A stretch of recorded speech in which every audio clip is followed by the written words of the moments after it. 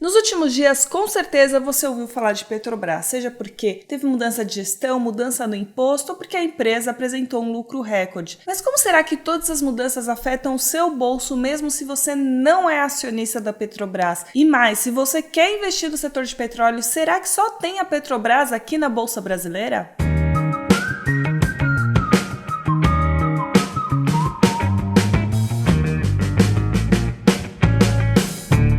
Alô, Econoíkers, tudo bem? Como é que vocês estão? Espero que bem, apesar dos altos e baixos aí da Petrobras, mas se você não acompanhou nada, espere esse vídeo porque você vai entender tudo o que aconteceu com a Petrobras. Tudo começou na quinta-feira, dia 18 de fevereiro, quando a empresa anunciou um novo reajuste dos combustíveis, de 10% no caso da gasolina e 15% no caso do diesel. Só que já é o quarto reajuste do ano. E aí, muita gente ficou insatisfeita. Não só quem tem carro, não só quem é caminhoneiro, mas também o presidente Jair Bolsonaro. Aí o Bolsonaro começou a falar que haveria mudança na Petrobras, mas sem indicar muito bem o que seria. E na sexta-feira, dia 19, depois que o pregão fechou, veio o anúncio, de fato teve mudança. O ex-presidente da Petrobras, Roberto Castello Branco, saiu e foi indicado um novo presidente, Joaquim Silva e Luna. O mercado não encarou muito bem isso e as ações caíram 6%, 7% já na sexta-feira, esperando que ia acontecer alguma coisa na empresa, mais 20% na segunda-feira. Aí terça teve uma recuperação, mas aí depois veio o lucro e nem o lucro da Petrobras, que foi recorde esse ano, 7,1 bilhões de reais. Esse ano não, na verdade 2020. Mas nem o lucro foi o suficiente para o mercado dar uma paz para o Petrobras e as ações continuaram caindo, mais de 3% no pregão de quinta, que foi quando saiu o lucro. E vale pontuar aqui que a Petrobras subiu o preço dos combustíveis porque o barril do petróleo Brent está muito caro lá fora. Pra vocês terem uma ideia, o barril que estava em uns 20 e poucos dólares no ano passado, porque a demanda estava parada, né? Todo mundo estava em casa sem usar carro, subiu para 60 e poucos dólares nesse ano. E muito por conta de redução de oferta da Arábia Saudita, aumento da demanda, o mundo está se recuperando. Também teve redução da oferta porque o Texas está congelado lá nos Estados Unidos. E nesse cenário todo a gente se pergunta, será que vale a pena ter Petrobras na carteira se eu não tenho? Será que é a única opção aqui do Brasil? E se eu sou acionista, eu devo vender a ação agora? Dado esse resumo da ópera inicial, eu já te falo o quê? Que você deveria estar seguindo a gente no Instagram, porque por lá eu fiz um IGTV explicando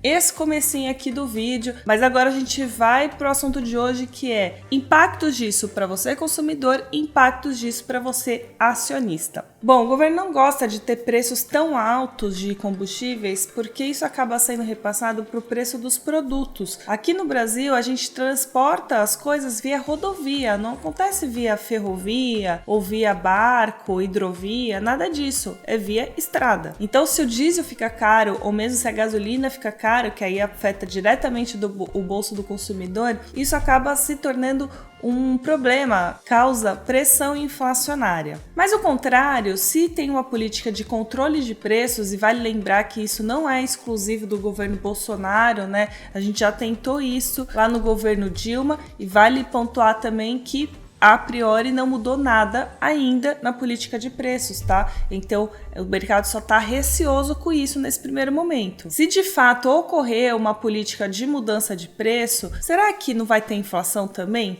A meu ver, pode ser que tenha também. E sabe por quê? Porque investidor não gosta de política de controle de preço. Essa queda das ações na segunda-feira passada de 20% foi muito ocasionada por conta de saída de investidor estrangeiro aqui da Bolsa. Se o investidor estrangeiro vende suas ações e acaba saindo do país, o que acontece? Tem menos dólar circulando aqui no país. E o que aconteceu? O dólar explodiu na segunda-feira. Claro que foi pontualmente, depois teve altos e baixos ali ao longo da semana, mas o que eu quero dizer é que se o investidor estrangeiro se irrita com essa política e acaba saindo do país e de fato o dólar se mantém aí num patamar alto, isso também causa pressão inflacionária, como a gente bem sabe, porque o dólar, além de balizar o próprio combustível, o barril de petróleo que a gente compra é balizado em dólar, né? Mais 60 dólares, falei agora há pouco. Ele baliza vários produtos que a gente vende para fora, então a soja acaba ficando mais caro, óleo de cozinha, os produtos tecnológicos, celular, computador, etc.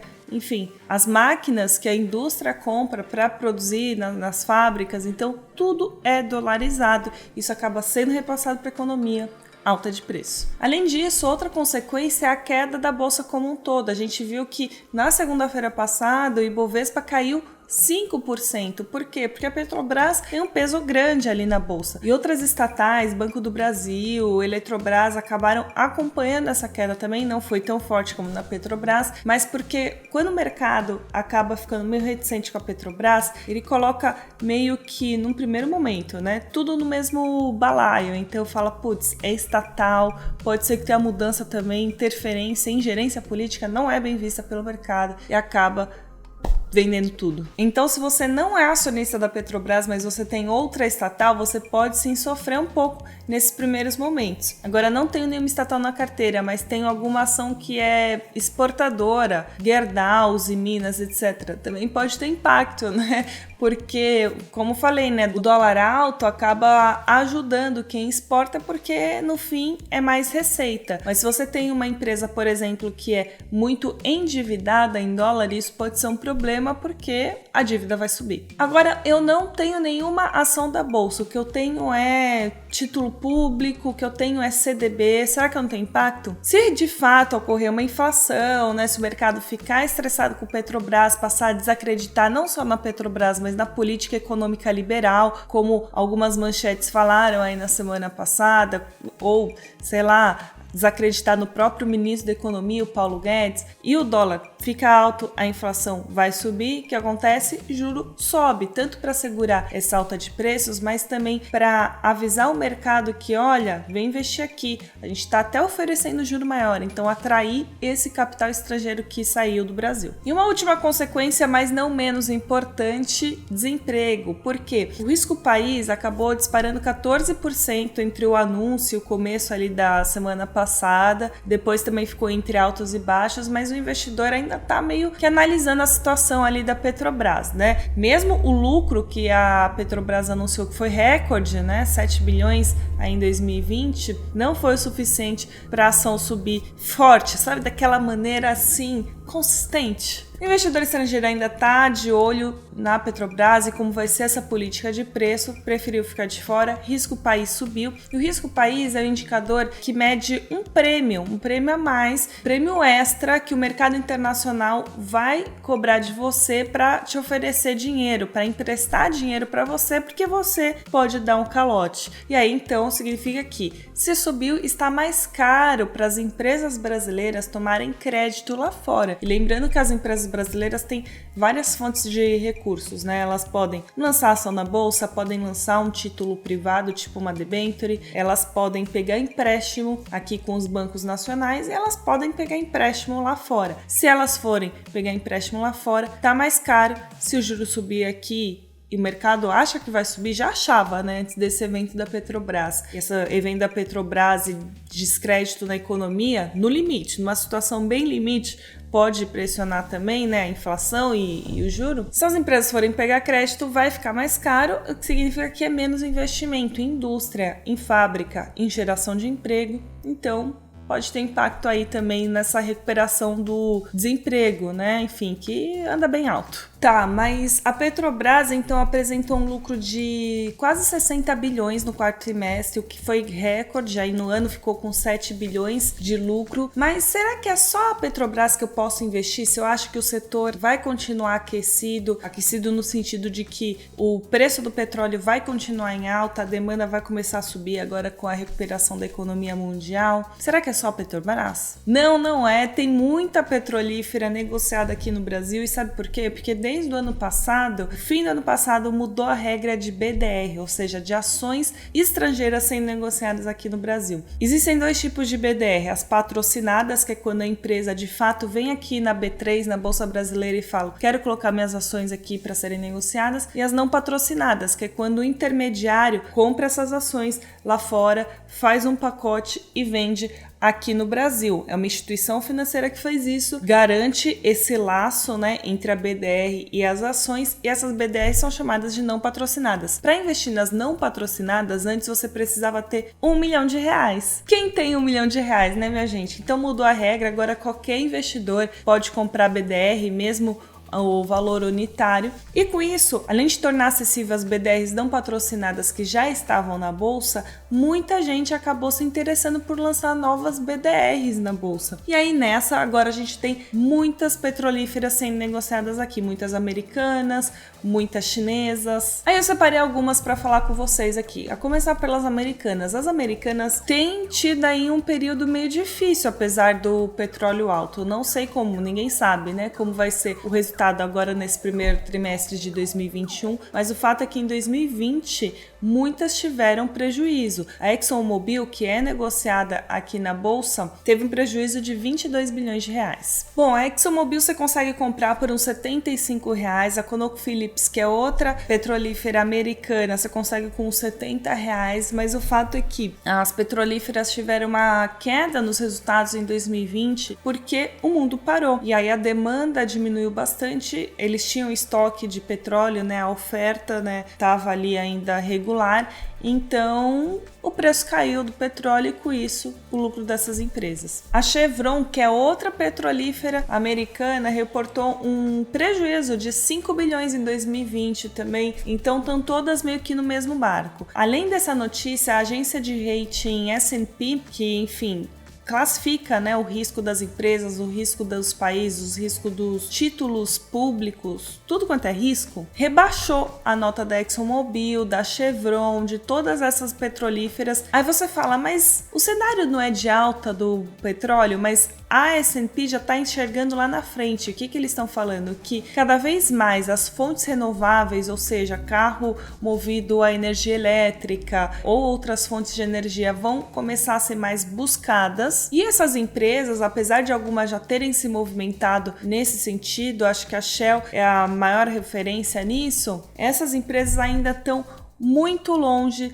de alcançar, ainda são muito dependentes do petróleo, né? Então elas começaram a se movimentar, mas a mudança parece que com a pandemia foi antecipada. Os acionistas que são ativistas têm pressionado bastante, inclusive o conselho da ExxonMobil, de todas essas petrolíferas, muito olhando para o que a Shell está fazendo, né? A Shell já tem investido em fontes de energia eólica, em fonte de energia solar, né? Então vento, sol, tudo quanto é fonte de energia renovável. Aqui no Brasil tem BDR da Shell também, R$230, é um pouco mais cara. Da Chevron, em torno aí de R$55. E a BP, que não é americana, é britânica, também tá aqui no Brasil, valendo em torno de 30 e poucos reais. Agora, saindo no mercado americano, britânico, tem também petroleira chinesa. Tem a PetroChina, que é a maior petrolífera, na verdade, do mundo. Não é só da China, é a maior empresa de petróleo do mundo, tá aqui no Brasil. As ações, ou BDRs, da PetroChina são negociadas aqui a uns R$200. Tem uma outra petrolífera de lá, que é a Sinopec, também negociada aqui por R$50 mais ou menos. E o interessante é que a PetroChina também tá aqui no Brasil, então eles têm alguns projetos aqui no Brasil envolvendo gás, envolvendo postos de gasolina, então é uma empresa que tem olhado com carinho para o Brasil, e não só ela, né?